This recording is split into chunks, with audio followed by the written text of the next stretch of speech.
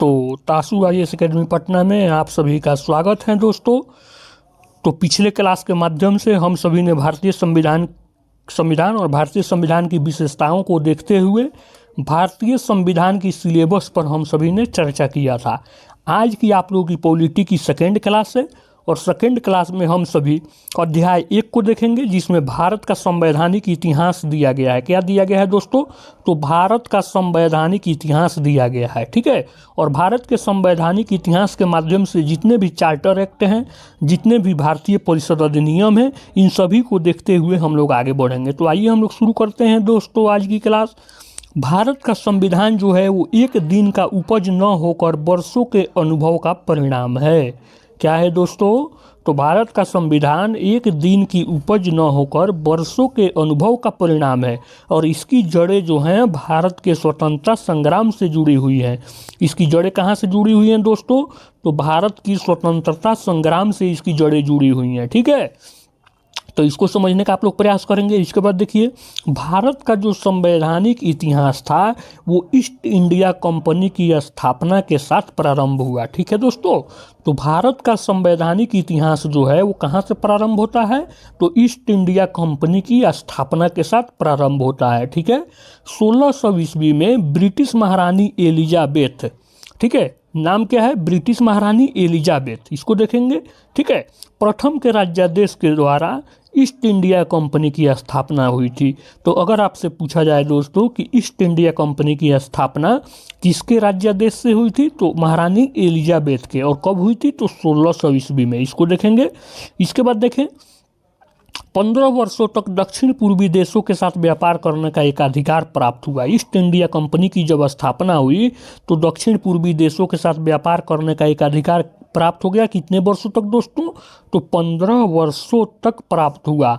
तो आइए हम लोग देखते हैं भारत में ब्रिटिश शासन को कितने भागों में बांटा गया है दोस्तों। तो भारत में ब्रिटिश शासन को 2 भागों में बांटा गया है। नंबर 1 क्या है दोस्तों? तो कंपनी का शासन, और ये कब से कब तक है? तो 1773 से 1858 तक है दोस्तों। और दूसरे भागों में क्राउन के शासन को बांटा गया है, 1858 से 1947 तक बांटा गया है दोस्तों। अब आइए हम लोग चर्चा करते हैं कंपनी के शासन के अंतर्गत। तो देखिए, इसमें 1773 का regulating act, act of settlement 1781, जिसको एक्ट ऑफ सेटलमेंट के नाम से जाना जाता है, 1784 का पिट्स इंडिया एक्ट, 1813 का चार्टर एक्ट, 1833 का चार्टर एक्ट और 1853 का चार्टर एक्ट। इतना हम लोग देखेंगे और इसमें से जो भी संबंधित प्रश्न है सभी को हम लोग देखते हुए आगे बढ़ेंगे, ठीक है दोस्तों। अगर हम लोग बात करें ताज क्राउन के शासन की, तो इसके अंतर्गत हम लोग 1858 का भारत परिषद अधिनियम, ठीक है, 1861, 1892, 1909 के भारत परिषद अधिनियम को देखेंगे, भारत शासन अधिनियम 1919 को देखेंगे, भारत शासन अधिनियम 1935 को और 1947 को देखेंगे। जैसे आपसे प्रश्न क्या पूछा जाएगा कि किस शासन अधिनियम के तहत प्रांतों में द्वैध शासन की स्थापना की गई, ठीक है। तो ऐसे प्रश्न पूछे जाएंगे। तो 1919 के भारत परिषद अधिनियम से प्रांतों में दोस्तों द्वैध शासन की स्थापना की गई। और अगर आपसे पूछा जाए कि प्रांतों में द्वैध शासन का जनक किसको माना जाता है दोस्तों, तो प्रांतों में द्वैध शासन का जनक लियोनेल कार्टियस को माना जाता है दोस्तों। किसको माना जाता है? लियोनेल कार्टियस को। और 1919 के भारत परिषद अधिनियम को किस नाम से जाना जाता है दोस्तों? तो मॉन्टेग्यू चेम्सफोर्ड सुधार अधिनियम के नाम से भी इसको जाना जाता है। तो आइए हम लोग शुरू करते हैं 1773 का रेगुलेटिंग एक्ट।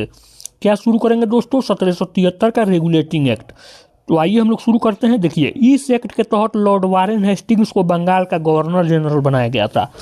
तो अगर आपसे प्रश्न पूछा जाए दोस्तों कि किस एक्ट के तहत बंगाल का गवर्नर जनरल वारेन हेस्टिंग्स को बनाया गया था, तो 1773 के रेगुलेटिंग एक्ट के तहत बनाया गया था, ठीक है दोस्तों। इसके बाद देखें, नेक्स्ट देखें आप सभी। नेक्स्ट में संवैधानिक इतिहास के दृष्टिकोण से इस एक्ट का विशेष महत्व है, क्योंकि इसी एक्ट के द्वारा कंपनी पर ब्रिटिश संसद का नियंत्रण हो गया था। तो अगर आपसे प्रश्न पूछा जाए कि ब्रिटिश संसद का नियंत्रण किस एक्ट के तहत प्रारंभ हुआ था, तो 1773 के रेगुलेटिंग एक्ट के तहत दोस्तों।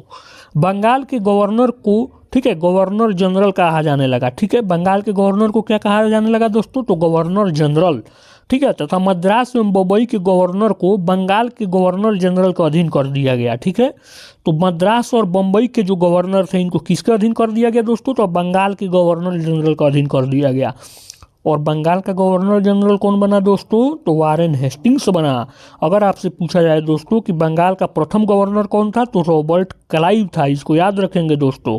आइए नेक्स्ट पॉइंट हम लोग देखते हैं। इसमें पहली बार कंपनी के राजनैतिक एवं प्रशासनिक कार्यों की मान्यता मिली। क्या मिली दोस्तों, राजनैतिक एवं प्रशासनिक कार्यों की मान्यता मिली। ठीक है, और इसके पूर्व व्यापारिक कंपनियों का दर्जा प्राप्त था। ठीक है, तो ये याद रखेंगे। अगर आपसे पूछा जाए दोस्तों कि भारत में केंद्रीय प्रशासन की नींव, यहाँ देखें क्या है दोस्तों, तो केंद्रीय प्रशासन की नींव अगर पूछा जाए कि किस एक्ट के तहत दी गई, तो 1773 के रेगुलेटिंग एक्ट के तहत दी गई। इसके बाद जो सबसे महत्वपूर्ण फैक्ट इसके अंतर्गत आता है, इसको ना भूलें, कलकत्ता में एक उच्च न्यायालय की स्थापना की गई।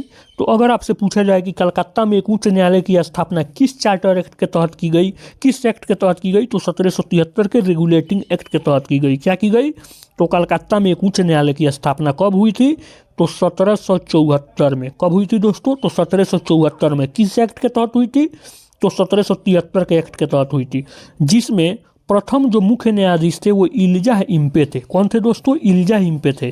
तथा इसमें 3 अन्य न्यायाधीश थे, 3 अन्य न्यायाधीश भी थे। तो 3 अन्य न्यायाधीश कौन कौन से दोस्तों, तो हाइड थे, चेम्बर थे और लिमेस्टर थे। क्या थे दोस्तों, लिमेस्टर। तो तीनों का नाम याद रखेंगे दोस्तों, हाइड, चेम्बर और लिमेस्टर, ये तीनों अन्य न्यायाधीश थे। आइए नेक्स्ट हम लोग देखते हैं। अंग्रेज अधिकारियों को निजी व्यापार और उपहार लेने पर प्रतिबंधित कर दिया गया। तो अगर आपसे क्वेश्चन पूछा जाए कि निजी व्यापार तथा रिश्वत लेना प्रतिबंधित कर दिया गया किस एक्ट के तहत दोस्तों, तो 1773 के रेगुलेटिंग एक्ट के तहत। ठीक है, और बोर्ड ऑफ डायरेक्टर्स की स्थापना की गई और इनका जो कार्य था वो ब्रिटिश सरकार को दे दिया गया। किसको दे दिया गया दोस्तों, ब्रिटिश सरकार को। आइए इससे संबंधित एक क्वेश्चन हम लोग देख लेते हैं। 1773 के रेगुलेटिंग एक्ट से संबंधित एक क्वेश्चन देखते हैं जो यूपीएससी 2007 में पूछा गया है। तो क्वेश्चन क्या है कि निम्नलिखित कथनों पर विचार करें। कथन क्या है आपका, नंबर 1 कथन है रॉबर्ट क्लाइव बंगाल के प्रथम गवर्नर जनरल थे। ठीक है, रॉबर्ट क्लाइव क्या थे, बंगाल के प्रथम गवर्नर जनरल थे। एक कथन आपका बिल्कुल असत्य है।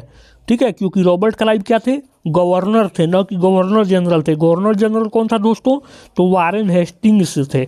अभी आप लोगों को बताया गया है वारेन हेस्टिंग्स क्या थे, बंगाल के प्रथम गवर्नर जनरल थे। ठीक है, इसके बाद देखें दोस्तों दूसरा कथन क्या कह रहा है, विलियम बेंटिंग भारत के प्रथम गवर्नर जनरल थे। ये बिल्कुल कथन आपका सही है। ठीक है, तो भारत के प्रथम गवर्नर जनरल कौन थे दोस्तों, तो लॉर्ड विलियम बेंटिंग थे। इसको याद रखेंगे। तो इस प्रकार के क्वेश्चन आपसे पूछे जाएंगे, तो इसको आप लोग याद रखेंगे। आइए हम लोग आगे देखते हैं। एक्ट ऑफ सेटलमेंट 1781, इसमें क्या प्रावधान किया गया था दोस्तों, तो इसका गठन क्यों किया गया था दोस्तों, तो रेगुलेटिंग एक्ट की कमियों को दूर करने के लिए एक्ट ऑफ सेटलमेंट 1781 का गठन किया गया था। ठीक है दोस्तों, किसके लिए गठित किया गया था एक्ट ऑफ सेटलमेंट 1781 का गठन, तो रेगुलेटिंग एक्ट की कमियों को दूर करने के लिए किया गया था। ठीक है, और इसके अधीन क्या किया गया, कलकत्ता सरकार को बंगाल, बिहार और उड़ीसा के लिए विधि बनाने की शक्ति दी गई। कलकत्ता सरकार को क्या दी गई दोस्तों, तो बंगाल, बिहार और उड़ीसा के लिए विधि यानी कानून बनाने की शक्ति दी गई दोस्तों। ठीक है, इसके बाद देखें दोस्तों, राजस्व मंडल की स्थापना की गई। ठीक है, क्या की गई दोस्तों, तो राजस्व मंडल की स्थापना की गई। इसको देखेंगे। ठीक है, और इसके बाद से इसमें जो है उच्चतम न्यायालय का अधिकार क्षेत्र को बाहर कर दिया गया। तो ये भी जो भी महत्वपूर्ण इससे फैक्ट है इसको देखेंगे। इसके बाद आइए दोस्तों हम लोग देखते हैं पिट्स इंडिया एक्ट 1784। ठीक है, पिट्स इंडिया एक्ट 1784 जो है, ठीक है, ये कंपनी द्वारा अधिगृहित भारतीय क्षेत्र को क्राउन के अधीन लाने के लिए इसका गठन किया गया था। ठीक है, तो इसका गठन क्यों किया गया था इसको याद रखेंगे। और इसमें ठीक है संख्या जो थी वो 4 से घटकर 3 कर दी गई। किसकी संख्या, तो गवर्नर जनरल के परिषद की सदस्य संख्या 3 से घटाकर कितनी कर दी गई दोस्तों, तो 4 से घटाकर 3 कर दी गई। ठीक है, और governor general board of control, ठीक है, बोर्ड ऑफ कंट्रोल की अनुमति के बिना वो व्यापार नहीं कर सकता था। ठीक है, तो इसको याद रखेंगे दोस्तों। इसके बाद देखें, इंग्लैंड में एक कोर्ट की स्थापना की गई। ठीक है, जो अवैध कार्यों के विरुद्ध मुकदमा दर्ज कर सके। ठीक है, इंग्लैंड में एक कोर्ट की स्थापना क्यों की गई थी दोस्तों? तो अवैध कार्यों के लिए, ठीक है, वो मुकदमा दर्ज कर सके, इसी के लिए किया गया। और इसके तहत दोहरे प्रशासन को प्रारंभ किया गया। बोर्ड ऑफ कंट्रोल और बोर्ड ऑफ डायरेक्टर्स का इस पर क्या किया गया दोस्तों? तो नियंत्रण स्थापित किया गया था 1784 के पिट्स इंडिया एक्ट के तहत। इसको याद रखेंगे दोस्तों। ठीक है, आइए हम लोग आगे बढ़ते हैं। इसमें इससे संबंधित देखिए और क्या फैक्ट है दोस्तों। बोर्ड ऑफ कंट्रोल और नियंत्रक बोर्ड की स्थापना कंपनी के राजनैतिक मामलों हेतु किया गया था। तो अगर आपसे पूछा जाए कि बोर्ड ऑफ कंट्रोल की स्थापना जो है किसके लिए किया गया था, तो राजनैतिक मामले के लिए। ठीक है, और कंपनी के अधीन क्षेत्र को ब्रिटिश आधिपत्य क्षेत्र कहा गया। क्या कहा गया दोस्तों? तो ब्रिटिश आधिपत्य क्षेत्र कहा गया। तो इतना फैक्ट याद रखेंगे। आइए इससे संबंधित एक क्वेश्चन हम लोग देख लेते हैं दोस्तों कि निम्नलिखित को सुमेलित कीजिए। ठीक है, इसमें सुमेलन करना है। ठीक है, क्या करना है? सुमेलित करना है। और ये स्टेट पीसीएस में क्या हुआ है दोस्तों? तो स्टेट पीसीएस में ये क्वेश्चन पूछा गया है। ठीक है, तो आइए इसको हम लोग देख लेते हैं। देखिए, पूछा जा रहा है कि नियंत्रक परिषद की स्थापना कब हुई थी? तो पिट्स इंडिया एक्ट 1784 के तहत हुई थी। सर्वोच्च न्यायालय की स्थापना मैंने बताया कि 1773 के रेगुलेटिंग एक्ट के तहत 1774 में किया गया था। और इंग्लिश मिशनरियों को भारत में कार्य करने की अनुमति 1813 के चार्टर एक्ट के तहत दिया गया था। और गवर्नर जनरल की कानून में सदस्यों की नियुक्ति दोस्तों 1833 के चार्टर एक्ट के तहत दिया गया था। तो इस क्वेश्चन को आप लोग कर लेंगे, क्योंकि ये सब क्वेश्चन पूछे जाते हैं और पूछने की संभावना भी है, तो इसको देख लेंगे दोस्तों। आइए हम लोग देखते हैं 1813 का चार्टर एक्ट देखते हैं। देखिए, 1813 का चार्टर एक्ट जो है वो आपकी एग्जाम की दृष्टिकोण से काफ़ी महत्वपूर्ण है दोस्तों। क्यों महत्वपूर्ण है? क्योंकि इसके लिए शिक्षा के तहत 1 लाख रुपये का प्रावधान किया गया। ये पॉइंट याद रखेंगे कि शिक्षा के लिए, ठीक है दोस्तों, 1 लाख रुपये का प्रावधान किस चार्टर एक्ट के तहत किया गया? तो 1813 के चार्टर एक्ट के तहत। और 1813 के चार्टर एक्ट के तहत क्या हुआ? व्यापार के एक अधिकार को समाप्त कर दिया गया, लेकिन पूर्ण रूप से समाप्त नहीं हुआ। चाय और चीन के साथ क्या हुआ? एक अधिकार बना रहा। ठीक है, और इसी के तहत ईसाई मिशनरियों को भारत में प्रचार प्रसार की अनुमति दी गई। क्या दी गई दोस्तों? तो ईसाई मिशनरियों को भारत में प्रचार प्रसार की अनुमति दी गई। ठीक है, तो इसको आप लोग याद रखेंगे दोस्तों 1813 के चार्टर एक्ट के तहत ये 3 पॉइंट।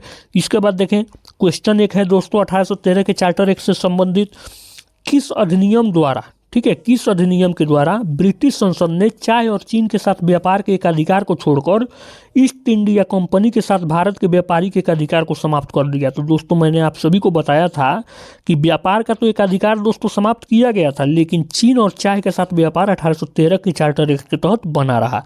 इसको आप लोग देख लेंगे दोस्तों। इसके बाद नेक्स्ट क्वेश्चन देखेंगे, निम्नलिखित में से किसके द्वारा भारत में अंग्रेजी शिक्षा की नींव पड़ी थी? ठीक है, तो पूछ रहा है कि किसके द्वारा भारत में अंग्रेजी शिक्षा की नींव पड़ी? तो 1813 के चार्टर एक्ट के तहत। क्यों दोस्तों? क्योंकि 1 लाख रुपये का प्रावधान किया गया था शिक्षा के लिए। General committee of public instruction 1831 ईस्वी में। और प्राच्यवाद एवं आंग्लविद विवाद, इन तीनों के कारण क्या हुआ था दोस्तों? इन तीनों के कारण, ठीक है, इन तीनों के कारण दोस्तों शिक्षा की नींव डाली गई थी। नेक्स्ट क्वेश्चन आप लोग देखेंगे दोस्तों। इसमें चार्टर एक्ट 1813 के संबंध में कह रहा है कौन सा कथन जो है वो सही है? सही कथन को चुनेंगे। तो पहला कथन है कि भारत में ईस्ट इंडिया कंपनी के व्यापारी के एक अधिकार को चाय के व्यापार तथा चीन के व्यापार को छोड़कर समाप्त कर दिया गया। ये कथन आपका क्या है? बिल्कुल सही है। और 1813 के चार्टर एक्ट के तहत कंपनी द्वारा अधिकार में लिए गए भारतीय राज्य क्षेत्रों पर ब्रिटिश क्राउन की संप्रभुता को क्या किया? सुदृढ़ किया गया। ये भी सही है। और भारत का राजस्व ब्रिटिश संसद के नियंत्रण में आ गया। ये क्या है? बिल्कुल गलत है। ठीक है दोस्तों, तो आपका 1 और 2 जो कथन है वो क्या है? बिल्कुल सही है। ठीक है, तो आज के क्लास में दोस्तों हम लोग इतना ही देखेंगे। नेक्स्ट क्लास जो आपकी होगी इसको हम लोग कंटिन्यू करेंगे चार्टर एक्ट को, और चार्टर एक्ट को हम लोग कंटिन्यू करते हुए इसको समाप्त करने की कोशिश 2-3 वीडियो के माध्यम से करेंगे। बहुत बहुत धन्यवाद दोस्तों। चैनल को सब्सक्राइब कर दें, बेल आइकन को दबा दें और चैनल को शेयर करें और लाइक कर दें। बहुत बहुत धन्यवाद दोस्तों।